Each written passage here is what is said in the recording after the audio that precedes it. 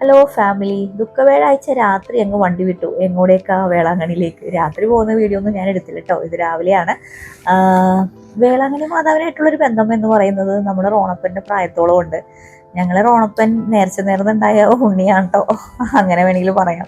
18 വയസ്സിൽ കല്യാണം കഴിഞ്ഞപ്പോൾ കൊച്ചു കുട്ടിയല്ലേ, കുറച്ച് സമയമൊക്കെ കഴിഞ്ഞിട്ട് കുട്ടികൾ മതി എന്നുള്ള, കുറച്ച് സമയം എന്ന് പറഞ്ഞാൽ കുറച്ച് ബോഡി വെയിറ്റ് ഒക്കെ എനിക്ക് ഭയങ്കര കുറവായിരുന്നു.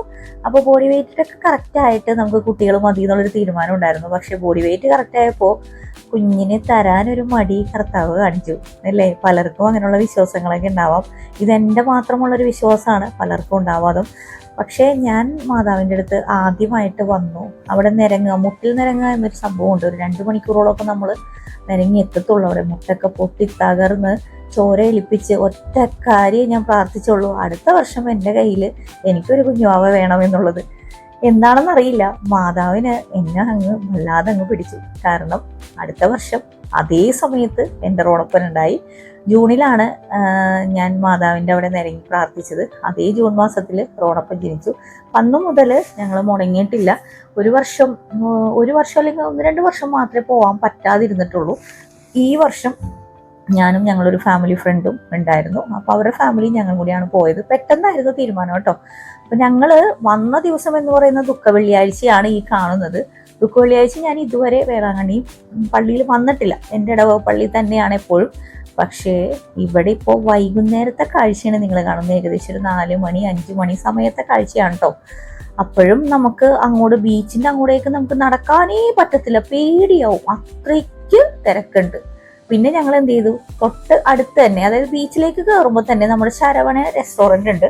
ശരവണ റെസ്റ്റോറൻറ്റിൻ്റെ പ്രൊമോഷനൊന്നും അല്ല, എന്തുകൊണ്ടോ നമുക്ക് മലയാളീസിന് കംഫർട്ടാണ് അവിടുത്തെ ഫുഡ് എന്നാണ് എനിക്ക് പേഴ്സണലി പറയാനുള്ളത്. കാരണം മറ്റുള്ള അത്രയും പൊടിയുടെ ഇടക്ക് ഇങ്ങനെ ഫുട്പാത്തിൽ ഇരിക്കുന്ന ഫുഡിനോടൊന്നും ഞാൻ യോജിക്കുന്നില്ല. കച്ചവടക്കാരൊന്നും നമ്മൾ നിഷേധിക്കുന്നതല്ല, നമുക്ക് അത് കാണുമ്പോൾ കഴിക്കാനുള്ളൊരു ബുദ്ധിമുട്ടുണ്ടാവും. പക്ഷേ ശരവണയിൽ വളരെ നീറ്റായിട്ട് പ്യുവർ വെജ് ആണെങ്കിലും വളരെ ടേസ്റ്റി ആയിട്ട് നമുക്ക് ഫുഡുണ്ട്.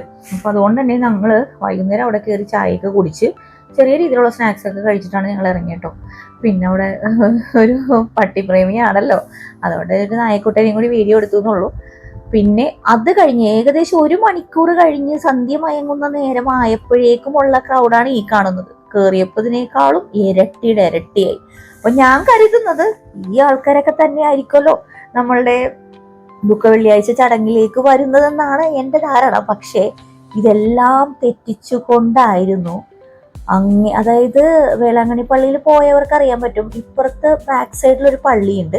ആ പള്ളിയുടെ റൈറ്റ് സൈഡിലായിട്ട് ഒരു ഗ്രൗണ്ട് പോലെ ഉണ്ട്. നമ്മളൊക്കെ പോണ സമയത്ത് അവിടെ തീർത്ഥാടകർ വന്ന് അവിടെ പായ വിരിച്ച് തലേണൊക്കെ വെച്ച് അവിടെ കിടന്നുറങ്ങുന്നതൊക്കെ കാണാം. അത് വണ്ടി പാർക്കിങ്ങിനൊക്കെ ഉപയോഗിക്കാറുണ്ട്. അങ്ങനെ ഒരു ഗ്രൗണ്ട്, അതായത് ഈ മെയിൻ പള്ളിയുടെ ബാക്കിലെ പള്ളി, അതിൻ്റെ തൊട്ട് റൈറ്റ് സൈഡിലായിട്ട് വലിയൊരു ഗ്രൗണ്ടിൽ കുറേ കസേരയൊക്കെ ഇട്ട്, സ്ക്രീനിലാണ് കേട്ടോ കാണുന്നത്, കസേരയൊക്കെ ഇട്ട് 10-15 അച്ഛന്മാരുണ്ടെന്ന് തോന്നുന്നു കേട്ടോ.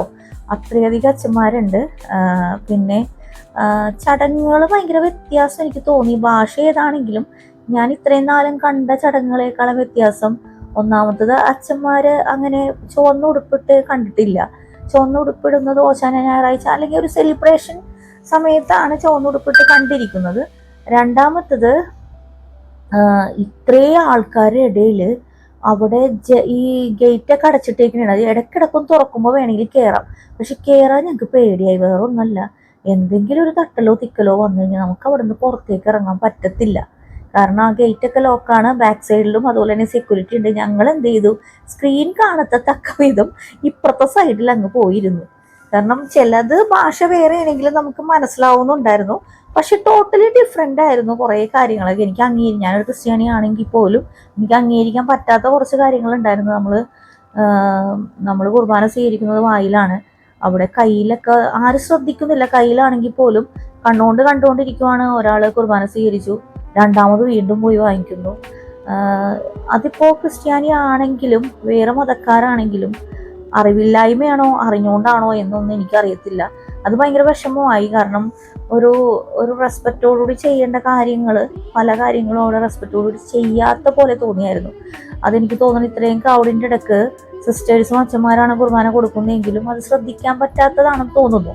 പിന്നെ നമ്മളെ കുരിശാരാധനയും കാര്യങ്ങളൊക്കെ ഉണ്ടായിരുന്നു. അപ്പോൾ നടുക്കായിട്ട് വേറൊരു കുരിശ് രൂപം ഉണ്ടായിരുന്നു. നമ്മളുടെ കർത്താവിനെ ഇറക്കിയ ഒരു കഥ നമ്മൾ വായിക്കുന്നുണ്ട്, കുരിശിൽ നിന്ന് ഇറക്കുന്നത്. അതിനെ ഓർമ്മപ്പെടുത്താനാണ് തോന്നുന്നു ഞാൻ ആദ്യമായിട്ടാണ് കുരിശിൽമേന്ന് കർത്താവിനെ ഇറക്കിയിട്ട് ഒരു കട്ടില് പോലെ മഞ്ചലുണ്ട് അതിൽ കിടത്തുന്നത് കാണുന്നത്. മറ്റേന്ന് വെച്ച് കഴിഞ്ഞാൽ ഞങ്ങളുടെയൊക്കെ പള്ളിയിൽ ഇങ്ങനെ കിടത്തിയ കർത്താവിനെയാണ് നമ്മൾ കാണുന്നത്. എല്ലാവരുടെയും പള്ളിയിൽ എങ്ങനെയെന്ന് അറിയില്ല കേട്ടോ. എൻ്റെ കുഞ്ഞിലേ ഉള്ള ഇടവപ്പള്ളി മഞ്ഞുമാത പള്ളിയാണ്. ഇവിടെ വന്നപ്പോഴും കൊച്ചിയിൽ വന്നപ്പോഴും കണ്ടിരിക്കുന്നത് ഇങ്ങനെയാണ്. അപ്പോൾ ഇറക്കി കിടത്തി കഴിഞ്ഞ് പിന്നെ നമ്മൾ നഗരി കാണിക്കൽ എന്ന് പറയും, ഒരു പ്രദക്ഷിണം പോലെയുണ്ട്. ആ പ്രദക്ഷിണം കഴിഞ്ഞ് രൂപമുത്തുക, കബറടക്കലാണ്, പിന്നെ നമ്മൾ പോരുവാണ്. പിന്നെയാണ് ശനിയാഴ്ച ദിവസം പാതിരാത്രി കുർബാന. പക്ഷേ ഇവിടെ കർത്താവിൻ്റെ രൂപം ഇറക്കി അത് മെയിൻ പള്ളിയിലേക്ക് വെച്ചിട്ട്, മെയിൻ പള്ളിയുടെ ബാക്കിലെ പള്ളിയിലേക്ക് വെച്ചിട്ട് രൂപമുത്തുക എന്നൊരു ചടങ്ങ് അവിടെ ഇല്ല, പള്ളി അടച്ചു. പിന്നീട് പിറ്റേ ദിവസം വെളുപ്പിന് മുതൽ രൂപമുത്താനുള്ള ചടങ്ങുകൾ തുടങ്ങും. വൈകുന്നേരം 5 മണി വരെ രൂപമുത്താൻ പറ്റും. അതായത് ഈസ്റ്ററിന്റെ തലേ ദിവസം വൈകുന്നേരം 5 മണി വരെയാണ്. ഞാൻ ഇത്രയും ഡീറ്റെയിൽ പറയാന്ന് വെച്ചാൽ ആ സമയത്ത് പോകുന്നവരുണ്ടെങ്കിൽ, അല്ല ഇങ്ങനെയുള്ള ആരാധന കാര്യങ്ങൾ നമുക്ക് കാണണം എന്നുണ്ടെങ്കിൽ 5:45 വൈകുന്നേരത്തെ കുർബാന അവിടെ തുടങ്ങുന്നെങ്കിൽ നമ്മളൊരു 5 മണിക്കെങ്കിലും ഇതിൻ്റെ അകത്ത് വന്ന് സീറ്റുകൾ ഇട്ടിട്ടുണ്ട്, കസേരകളൊക്കെ ഇട്ടിട്ടുണ്ട്, അവിടെ ഒന്ന് ഇരിക്കാൻ ശ്രമിക്കണം. അങ്ങനെ കാണണം എന്നുള്ളവർക്ക്. ഇല്ലെങ്കിൽ നമ്മൾ ഈ പറഞ്ഞവരെ പുറത്തായിരിക്കും. കുർബാന സ്വീകരിക്കാനും ഇടയ്ക്കൊന്ന് ഗേറ്റ് തുറന്നു തരും, അല്ലെങ്കിൽ ആ മതിലിൻ്റെയൊക്കെ തുളകളുണ്ട്. ഞാനൊക്കെ ശരിക്കും പറഞ്ഞാൽ മതിലിൻ്റെയൊക്കെ അവിടെ അതിൻ്റെ ഇടയിൽ കൂടിയൊക്കെ കൈ കൊടുത്തിട്ടാണ് കുർബാന സ്വീകരിക്കാൻ പറ്റിയത്. കാരണം ഒരു ഗേറ്റ് അടച്ചിട്ട് അവിടുത്തെ സെക്യൂരിറ്റീസ് പിന്നെ ആ സമയത്ത് കാണാനില്ല. പിന്നെ എവിടെ നിന്നൊക്കെയോ ആൾക്കാർ ഒച്ചെടുത്തിട്ട് വന്ന് തുറന്നു. അപ്പം ഇത് പോണവർക്ക് വേണ്ടിയിട്ട് മാത്രം പറയുന്നൊരു കാര്യമാണ്. ഇത്രയും തിരക്കുണ്ട്, ഓർണമെന്റ്സ്, കുട്ടികള്, ബാക്ക് പോക്കറ്റിലിടുന്ന പേഴ്സ്, ഇതെല്ലാം ശ്രദ്ധിച്ചില്ല എന്നുണ്ടെങ്കിൽ നല്ല പണി കിട്ടും. അതുപോലെയാണ് നമ്മോട് ചേർന്ന് നടക്കുന്നത്. തൊട്ടില്ലാന്ന രീതിയിലാണ് നടക്കുന്ന ആൾക്കാർ കേട്ടോ. ഞങ്ങൾ പിന്നെ എന്ത് ചെയ്തു, പിന്നെ രൂപമുത്തൽ എന്ന് പറയുന്ന സംഭവം ഇല്ലാത്തതുകൊണ്ട് നമ്മൾ ശരവണയിൽ തന്നെ ആശ്രയിച്ചു ഫുഡൊക്കെ കഴിച്ചു. ഞങ്ങൾ എന്ത് ചെയ്തു, ഒരുവിധം ബീച്ചിലേക്ക് നമുക്ക് നടന്നു പോകുന്നൊരു ഭാഗമായി. കാരണം കുട്ടികളൊക്കെ വന്നതല്ലേ. അപ്പോൾ ഞങ്ങൾ ഇങ്ങനെ ചുമ്മാ നടന്ന്, സാധനങ്ങളൊന്നും അധികം മേടിച്ചില്ലായിരുന്നു. നമ്മുടെ സിബിച്ചൻ്റെ കുർബാന സ്വീകരണവും മാമോദീസയാണ് പാതിരാ കുർബാനയൊക്കെ. അപ്പോൾ വേളാങ്കണ്ണിയിൽ നിന്ന് തന്നെ ഒരു തിരി വാങ്ങിക്കാം, ഒരു നേർച്ചയും ഉണ്ടായിരുന്നു. മാമോദീസ കഴിഞ്ഞിട്ട് വരാമെന്നുള്ളൊരു നേർച്ചയായിരുന്നു. പക്ഷെ അത് പെട്ടെന്ന് ഇങ്ങനെ പാതിരാ കുർബാനയൊക്കെ നടത്താം അച്ഛൻ എന്ന് പറഞ്ഞപ്പോഴേക്കും അത് വലിയൊരു അനുഗ്രഹമായിട്ട് തോന്നിയായിരുന്നു.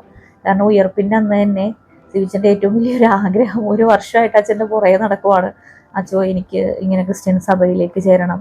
അതിനെക്കുറിച്ചൊന്നും ഞാൻ ഡീറ്റെയിൽസ് പറയുന്നില്ല. അവരവരുടെ വിശ്വാസമാണ്. ഞാനൊരു വിശ്വാസിയാണ്, ഞാൻ ഒരു ക്രിസ്ത്യൻ സഭയിൽ വിശ്വസിക്കുന്ന ഒരാളാണ്. മറ്റുള്ള മതങ്ങളെയും ഞാൻ നിഷേധിക്കാത്ത ഒരാളാണ്. എനിക്ക് മറ്റുള്ള മതങ്ങളെയും അവരവരുടെ കൾച്ചർ എല്ലാവരും ഫോളോ ചെയ്യുന്നത് അംഗീകരിക്കുന്ന ഒരാളാണ്. പക്ഷെ ആ മതത്തിനെ വെച്ചിട്ട് ഓരോരോ കാര്യങ്ങൾ പറയുന്നതിനോടും ചെയ്യുന്നതിനോടും ഒരു മതത്തിൻ്റെ ഒരു മൂല്യമുണ്ട്. അത് കാക്കാതെ അതായത് നിങ്ങൾ ശ്രദ്ധിച്ചിട്ടുണ്ടാവും, എൻ്റെ ലൈവിൽ വന്നിട്ട് ഒരു മൂല്യവും ഇല്ലാതെ പെരുമാറുന്ന ആൾക്കാരുണ്ട്. അതിനോടൊന്നും എനിക്ക് യോജിപ്പില്ല. പിന്നെ വേളാങ്കണ്ണി ബീച്ച്, എൻ്റെ പൊന്നളിയ സത്യത്തിൽ പേടിയായിപ്പോയി. കാരണം 3 പുലിമുട്ടാണ് ഇപ്പോൾ. പുലിമുട്ട് എന്ന് പറഞ്ഞാൽ ഈ നടപ്പാത പോലെ കടലിലേക്ക്, അതായത് അത്രയും ഭീകരമാണ് അവിടുത്തെ തിരമാലകൾ എന്നാണ് അതിൻ്റെ അർത്ഥം. കണ്ടപ്പോൾ ഭയങ്കര പേടിയായിരുന്നു. പിന്നെ രാത്രി റൂമിലേക്ക് എത്തി, രാവിലെ പോന്നു കേട്ടോ. ഞങ്ങളൊരു 6 മണിയോടുകൂടി, എല്ലാവർക്കും ഉറക്ക ക്ഷീണം ഉണ്ടായിരുന്നെങ്കിൽ പോലും ഞങ്ങൾ രാവിലെ പോകുന്നു. കാരണം അന്നേ ദിവസം പാതിരാ കുർബാനക്കാണ് സിബിച്ചൻ്റെ ചടങ്ങുകളുള്ളത്. അപ്പം അതുകൊണ്ട് തന്നെ ഞങ്ങൾ ഒരു ചെറിയ ട്രിപ്പാണ്, പെട്ടെന്ന് തീരുമാനിച്ച് പിള്ളേരും എല്ലാവരും അങ്ങ് പറക്കിയെടുത്ത് അങ്ങ് പോയി. അങ്ങനെ എല്ലാവരും അതിന് ഹാപ്പി ആയിരുന്നു. ചെറിയ രീതിയിൽ സ്നാക്സ് ഒക്കെ ഉണ്ടായിരുന്നു. നമുക്ക് അല്ലെങ്കിൽ ഉറങ്ങിപ്പോകും എല്ലാവരും, എന്തെങ്കിലുമൊക്കെ ആയിട്ട് ഇടയ്ക്കിടയ്ക്ക് കഴിച്ചുകൊണ്ടിരിക്കുവാണെങ്കിൽ വലിയ കുഴപ്പമില്ല. പിന്നെ ഡ്രൈവർമാരുടെ സംസ്ഥാന സമ്മേളനം ഓരോ നമ്മുടെ കുടുംബത്തിൽ, അതിൻ്റെ പേരിൽ എല്ലാവരും മാറിയൊക്കെ ആയിട്ട് വണ്ടിയൊക്കെ ഓടിച്ച് ഞങ്ങളങ്ങനെ ഏകദേശം ഒരു കറക്റ്റ് വൈകുന്നേരം ഒരു 6 മണിയായപ്പോൾ, ഇത് രാവിലെ 6 മണിക്ക് പുറപ്പെട്ട് 6 മണിയായപ്പോൾ കറക്റ്റ് എത്തിയായിരുന്നു. പിന്നെന്താ, വേറെ ഒന്നും അങ്ങനെ പ്രത്യേകിച്ചൊന്നുമില്ല. ഞാനിപ്പോൾ ഈ ദുഃഖവെള്ളിയുടെ ചടങ്ങുകൾ പറയാൻ കാരണം, പോകുന്നവരുണ്ടെങ്കിൽ അവർക്കൊരു ഉപകാരം ആകട്ടെ എന്ന് കരുതിയിട്ടാണ്. കാരണം ഞാൻ പോകുന്നതിന് മുമ്പ് യൂട്യൂബേഴ്സിൻ്റെ വീഡിയോസൊക്കെ ഉണ്ടോയെന്ന് നോക്കി, അധികം വീഡിയോസൊന്നും കണ്ടില്ല. അപ്പോൾ അത്രയൊക്കെയുള്ളൂ.